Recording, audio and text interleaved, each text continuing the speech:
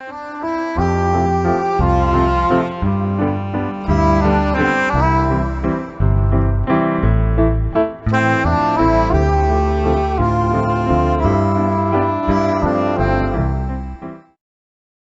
난 감정을 어떻게 조절할 수 있나요? 2023년 11월 4일 영어 정토불교대학 증문즉설, 경전대학 증문즉설. 안녕하세요. 오늘은 서울에서 2번의 온라인 강연이 있는 날입니다.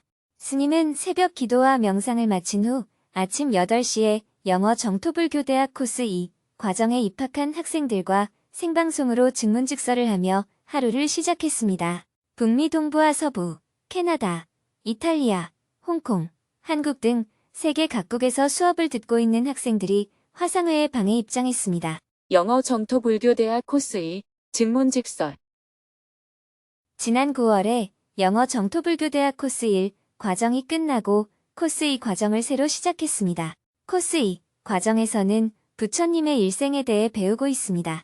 스님은 어떤 관점을 갖고 부처님의 일생을 공부해야 하는지 자세하게 이야기해 주었습니다. 이어서 학생들이 수업 중 궁금한 점에 대해 스님에게 질문을 했습니다. 여러 가지 질문들이 많이 나왔는데요. 그 중에서 한 가지 질문을 소개해 드리겠습니다. 화가 난 감정을 어떻게 조절할 수 있나요? I have a question regarding anger. This weekend I had an argument with my dad over some matters, and I got angry at him. I realized afterwards that I acted in an unwholesome manner, and that I was unable to control my emotions. I am aware that this is a hindrance and I need to overcome it. The daily morning meditation practice for the past 2 weeks has been very helpful to calm the mind and establish mindfulness, but when an uncomfortable situation arises in the family it becomes very hard to establish mindfulness. I wanted to ask what are some practical ways to reduce anger, though person's anger is only completely cut off at the 3rd stage of awakening anagami.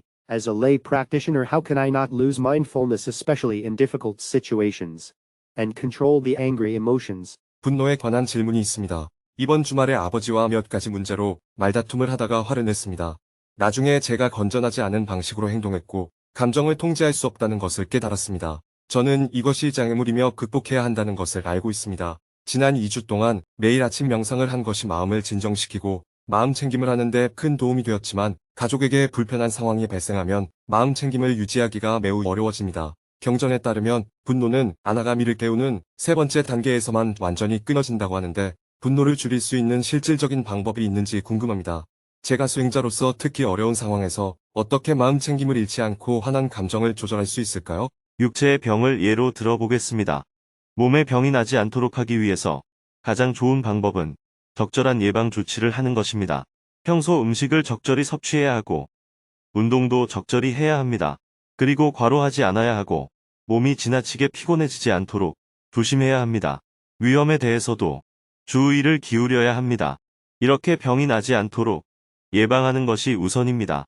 그런데 살다 보면 이런 예방 조치가 미흡할 때가 있습니다. 때로는 예방 조치만으로 막을 수 없는 사고가 발생할 수도 있습니다. 이런 경우에는 아무리 조심하려고 해도 병이 나버리게 됩니다. 일단 병이 났다면 치료를 해야 합니다. 치료할 때는 가장 먼저 어떤 병이 생겼는지를 파악해야 합니다. 병이 진단되면 그에 맞게 치료를 해야 합니다. 정신적인 병도 이와 마찬가지입니다. 화가 난다는 것은 정신적으로 병에 속하는 증상입니다. 그래서 화가 나는 것에 대해서도 우선 화가 나지 않도록 예방 조치가 필요합니다.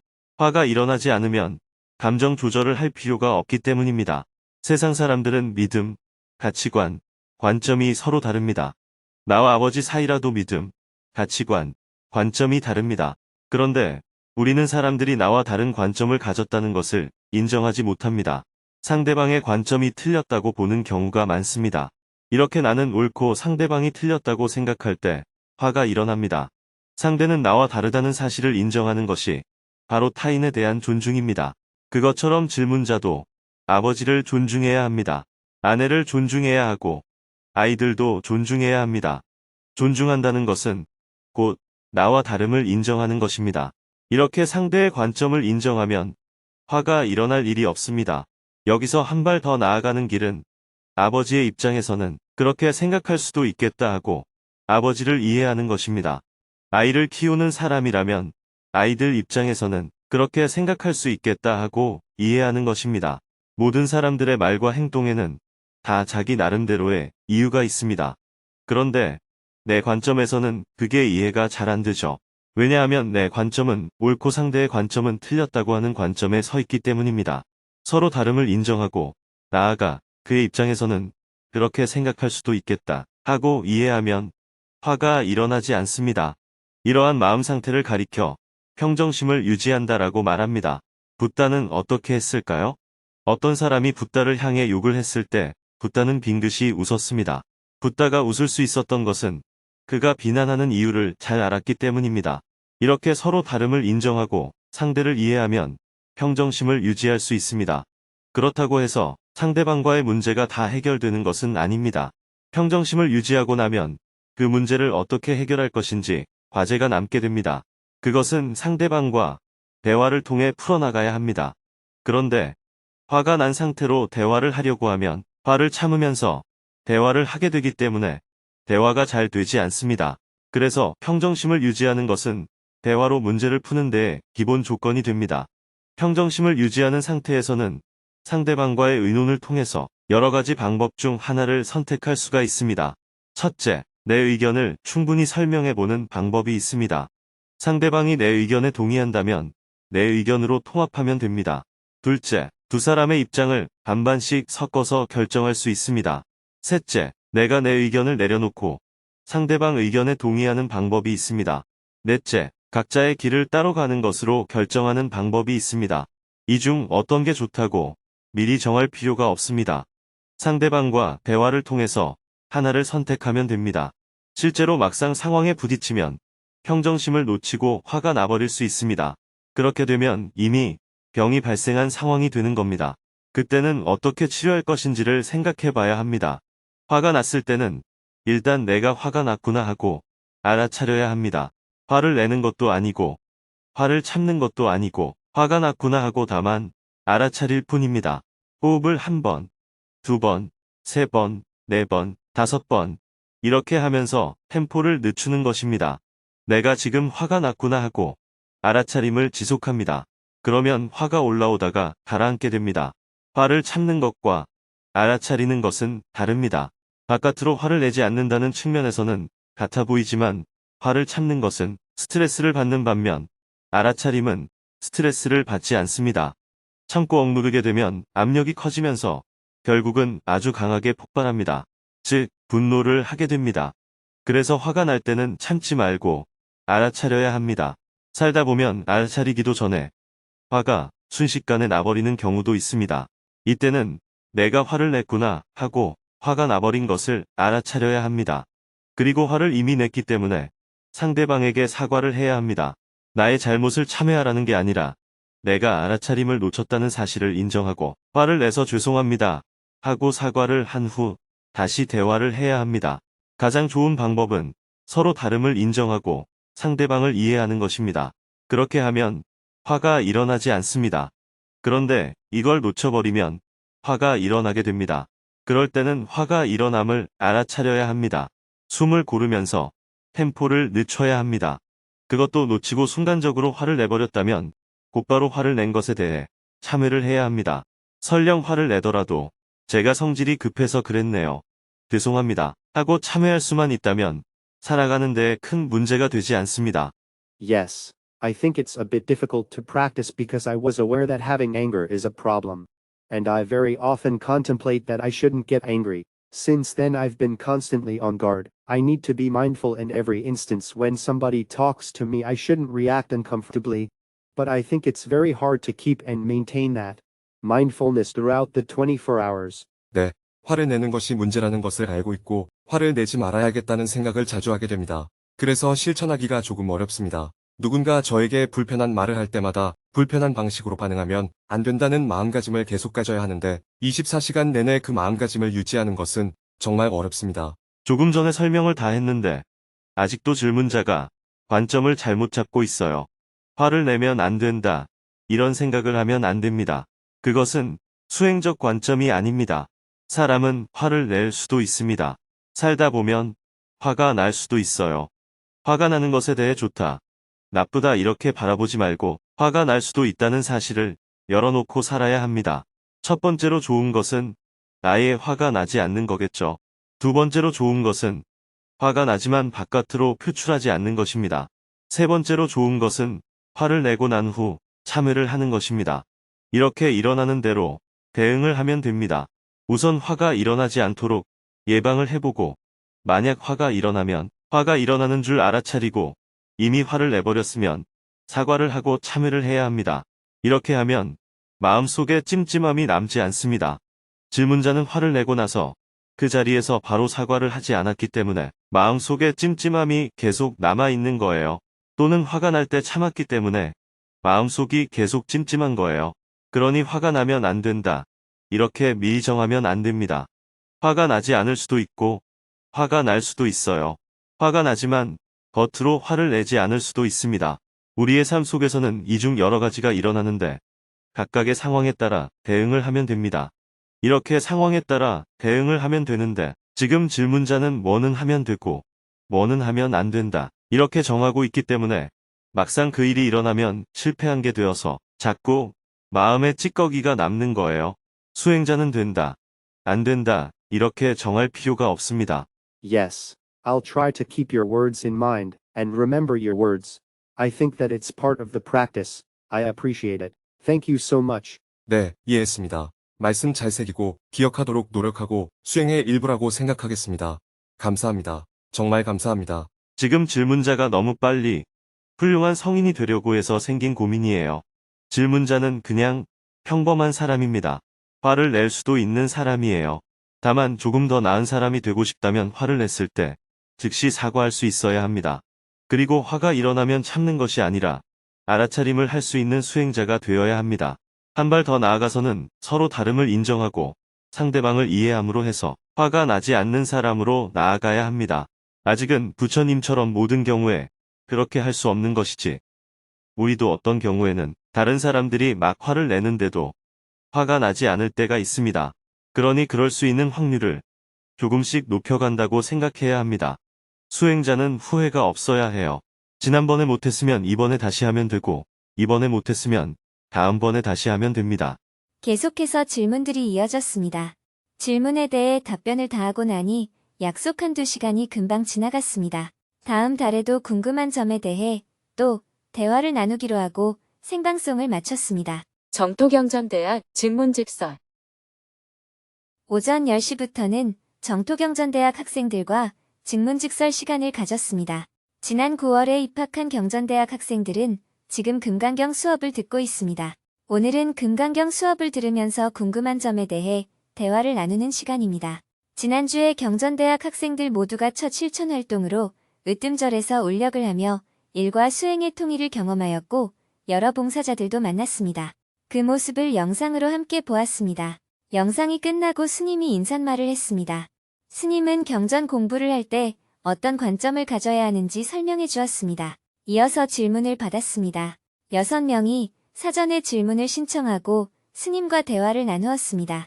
그중 한 명은 화와 짜증이 폭발했을 때 어떻게 감정을 다스려야 하는지 스님의 조언을 구했습니다. 화와 짜증이 폭발할 때 어떻게 감정을 다스리죠? 금강경 4강을 배우고 나서 기대하는 마음 없이 주어진 일을 가볍게 하는 것을 수행 과제로 받아 연습을 해보았습니다. 어느 날 감기 기운이 있는 아이를 돌보느라 3시간 정도 잤습니다. 감기 기운과 새벽 정진으로 매우 피곤했습니다. 멍한 상태에서 매일 하던 일들을 하는데 모든 것에 화와 짜증이 났습니다. 사람들에게 바라는 마음과 내 마음대로 되지 않는 상황이 겹치면서 왜 사서 걱정하고 잠을 못 자는가? 하며 자책을 하기도 하고 혼자 불평을 하기도 했습니다. 그동안 겉으로는 아닌 척하며 억누르던 마음이 폭발한 것 같습니다. 이렇게 숨어있는 감정들을 알아차리는 방법이 있을까요? 그렇게 감정이 폭발함으로 인해 나 자신에 대해 알아차릴 수가 있는 겁니다. 평소에 얌전하거나 착한 척하면서 덮어두었을 때는 자신에 대해 몰랐을 겁니다. 그러나 그렇게 폭발을 한번 하면 내 마음속에 이런 분노와 스트레스가 쌓여 있었구나 하고 알게 되는 거예요. 그래서 감정이 폭발하는 것을 꼭 나쁘게 볼 필요는 없어요. 일부러 화를 낼 필요는 없지만 나도 모르게 폭발했다고 해서 그것을 잘못되었다고 볼 필요는 없습니다. 왜 못 참았지? 하며 후회하는 게 아니라, 아, 내 속에 이런 게 들어 있었구나 하며 알아차리면 됩니다. 불국사에 가면 석가탑이 있습니다. 석가탑을 수리하다가 실수로 얹힌 돌을 떨어뜨려서 돌이 깨졌어요. 문화재를 깨뜨렸으니 큰일이죠. 그런데 석가탑이 깨지면서 그 안에서 무구정광대다란이라고 하는 세계에서 가장 오래된 목판 인쇄물이 나왔어요. 깨지지 않았더라면 그 속에 뭐가 들었는지 몰랐을 텐데 그런 실수를 통해 알게 된 거죠. 석가탑이 깨진 것은 손실이지만 그 일로 다른 좋은 일이 생긴 거예요. 그것처럼 감정이 폭발한 건 잘못이지만 그것을 계기로 내 마음에 이런 게 있었구나 하고 알 수가 있습니다. 그러니 후회할 필요가 없어요. 모르던 것을 새로 발견하게 된 것이니까요. 예를 들어 아파서 병원에 갔는데 암이라는 진단을 받았습니다. 암이라는 것은 나쁜 소식이지만 그것을 발견했다는 것은 좋은 일이에요. 원래 있던 것을 찾아냈으니 최소한 오늘은 나쁠 게 하나도 없어요. 그래서 결코 슬픈 날이 아닙니다. 오늘은 암을 발견한 기쁜 날이에요. 그것처럼 질문자도 그 일을 계기로 내가 감정을 많이 억누르며 살았구나 하고 새로 발견하게 된 겁니다. 질문자는 후회를 했다고 하는데 후회하는 것은 수행이 아닙니다. 수행이란 화가 나면 화가 났음을 알아차리고 화를 냈다면 사과하는 것입니다. 다시 폭발한다면 아, 스트레스가 있었구나 하고 알아차리는 것이 수행입니다. 이렇게 수행을 하면 나에게 일어난 모든 일이 다 좋은 일이 될 수 있습니다. 수행은 어떻게 해야 한다 하는 것이 아닙니다. 이미 일어난 일을 유용하게 사용하는 것이 수행입니다. 홍수가 일어나지 않으면 좋지만 홍수가 일어나더라도 좋은 면이 있습니다. 쓰레기가 쓸려간다거나 강둑의 약한 부위를 미리 알 수 있습니다. 이런 여러 가지 사건 속에서 우리는 새로운 것을 발견해 나갈 수 있습니다. 코로나 바이러스가 퍼져서 우리는 많은 불편을 감수해야 했습니다. 하지만 우리는 코로나 바이러스 덕분에 현대 문명의 취약점을 알게 되었습니다. 이렇게 실수를 통해서 우리는 현재를 더 좋은 방향으로 개선해 나갈 수 있습니다. 누군가 독버섯을 먹고 죽을 고비를 넘겼다면 우리는 어느 것이 독버섯인지 알게 됩니다. 그로 인해 많은 사람들에게 독버섯을 알려서 도움을 줄 수 있습니다. 독버섯으로 내 몸이 좀 아팠지만 그것은 많은 사람을 도와주는 기회가 되는 거죠. 이렇게 우리는 언제나 이미 일어난 일을 좋은 쪽으로 전환해 나갈 수 있습니다. 오물을 걸음으로 보는 눈이 필요합니다. 감사합니다. 잘 알았습니다. 이어서 계속해서 질문들이 이어졌습니다. 상을 짓지 않는다는 것이 내 생각을 고집하지 않는 것으로 이해하면 되는지요? 자신이 추구하는 목표도 상인데 그 상으로 인해 괴로움이 오지 않는다면 괜찮은 건가요? 무주상보시에 대한 강의를 들었습니다. 나는 바라는 것 없이 행하는 것 같은데 상대방은 더 많은 것을 바라는 모습을 볼 때 혼란이 생깁니다. 어떤 관점을 가져야 하나요? 경전을 공부하며 보살의 마음을 내고 싶은데 보시와 봉사의 마음이 흔쾌히 내어지지 않습니다. 저의 어리석은 마음에 일침을 가해주세요. 명상을 하면서 생각을 멈추어라 하는 가르침을 받고 나니 그 끝에 그럼 뭐하지? 하는 의문이 들면서 길을 잃었습니다. 어떻게 해야 할까요? 불교대학을 마치고 정토회 회원이 되어 처음으로 법회에 참석했는데 노래 같은 예불의식이 종교적으로 느껴졌습니다. 저는 무신론자인데 정토회 회원으로 활동할 수 있나요? 대화를 마치고 나니 약속 한두 시간이 금방 지나갔습니다. 다음 달에도 궁금한 점에 대해 또 대화를 나누기로 하고 생방송을 마쳤습니다. 점심 식사를 한 후 오후에는 서원행자 수계식이 계획되어 있었습니다. 그런데 취소가 되어 그동안 밀린 업무들을 다 처리한 후 하루 일과를 마무리했습니다. 내일은 오전에 외국인을 위한 영어 증문즉서를 생방송한 후 행복운동특별본부 구성원이 모두 정토사회문화회관에 모인 가운데 행복본부의 날 행사에 참가하여 증문즉설 강연을 하고 점심에는 미국 시민운동가 에나벨 박과 미팅을 하고 오후에는 평화재단을 찾아온 손님과 미팅을 할 예정입니다.